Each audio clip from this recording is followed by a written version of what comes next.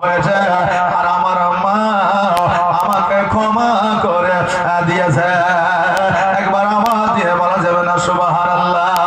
বাবারে বলার উদ্দেশ্য হলো এটা, বছরের পর বছর হজ করেছে, বছরের পর বছর আল্লাহর ইবাদত করেছে, বছরের পর বছর রোজা রেখেছে, বছরের পর বছর নামাজও পড়েছে, কিন্তু একটাও আল্লাহর দরবারে কবুল হয় না। কেন কবুল হয় না কেউ বলতে পারে না, সে নিজেও জানতে পারে না।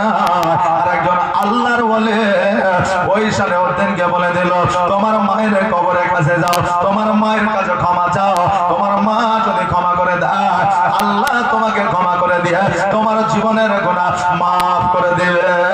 এই কথা, এই রাস্তাটা, এই পথটা যে দেখা দিবে সত্যের পথ, গুনাহ মাফের পথ, জান্নাতের পথ, ওটাই হলো আল্লাহর ওলি। জোরে বলেন সুবহানাল্লাহ।